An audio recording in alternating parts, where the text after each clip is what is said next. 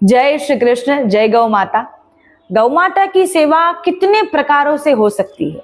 गौ माता की सेवा अनेक प्रकारों से होती है। तो उसमें से एक विशेष प्रकार है गौ माता को भोजन कराना।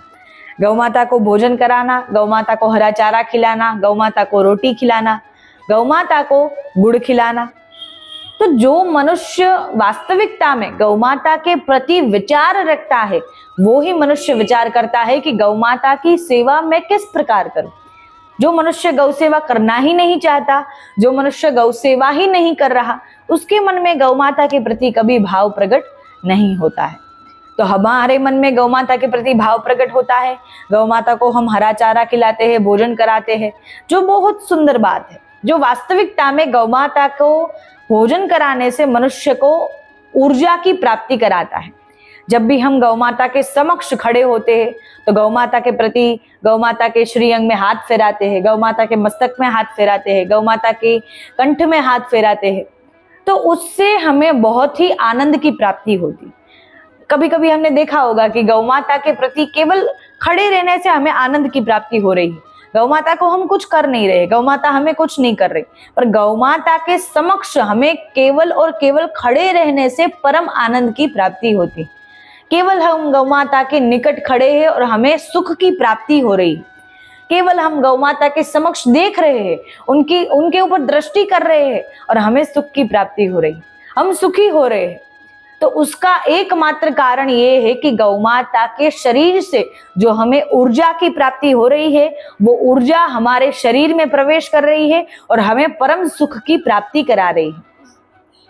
तो हमें गौ माता को जब जब भी हम भोजन करा रहे हैं, जब जब भी हम रोटी खिला रहे हैं, तो हमें केवल और केवल एक कार्य करना है। केवल और केवल एक छोटा सा मंत्र याद कर लेना है, जिससे मनुष्य जीवन में सब कुछ पालेगा, जिससे मनुष्य जीवन में हर मनोकामना को पूर्ण करेगा, मनुष्य जीवन में हर इच्छाओं को पूर्ण करेगा।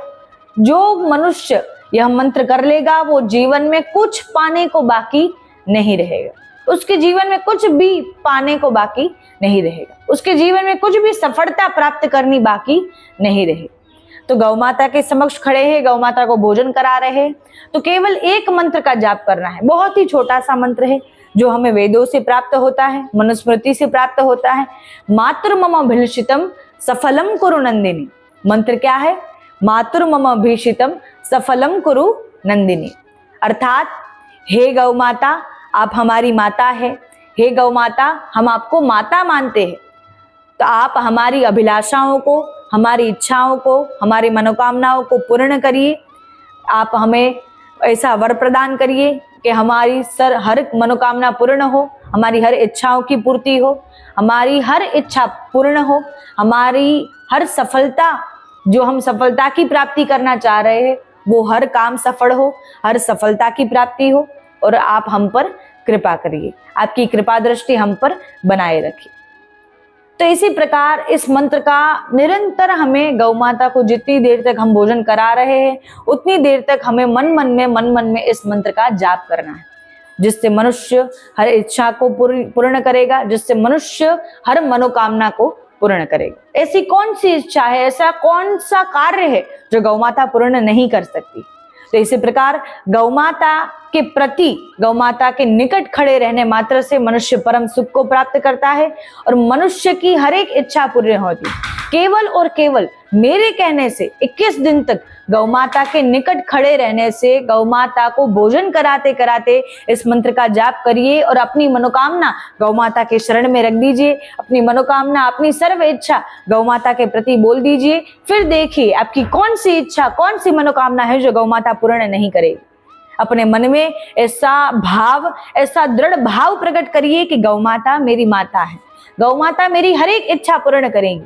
इसी प्रकार अपने इष्ट देवी देवताओं को भी प्रार्थना करिए और उसके बाद गौ माता को भी प्रार्थना करिए। गौ माता आपकी हर मनोकामना, हर इच्छा को पूर्ण करेगी। गौ माता के प्रति ऐसा दृढ़ विश्वास, ऐसा दृढ़ भाव दिखाइए जिससे आपको वैसे परिणाम प्राप्त होंगे। यदि हम गौ माता को एक पशु रूप में देखेंगे, प्राणी रूप में देखेंगे कि गौ माता एक 2 सींगों वाली और 4 पैरों वाली प्राणी है, तो वो हमें उसी प्रकार के परिणाम प्राप्त कराएंगे।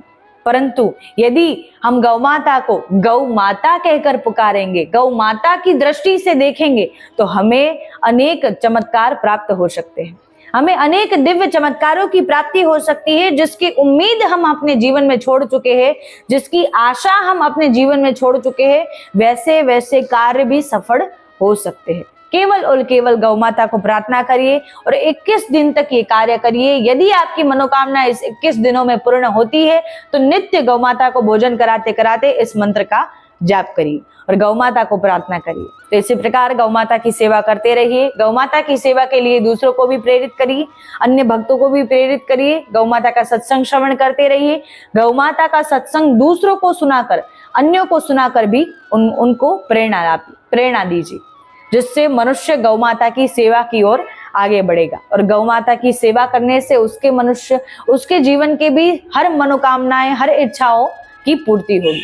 तो इसी प्रकार गौ सत्संग श्रवण करते रहिए। गौ सत्संग दूसरों को भी श्रवण कराइए, जिससे आपको अनेक गुना पुण्यों की प्राप्ति होगी। गौ माता अवश्य आपका कल्याण करेगी। जय श्री कृष्ण, जय गौ माता।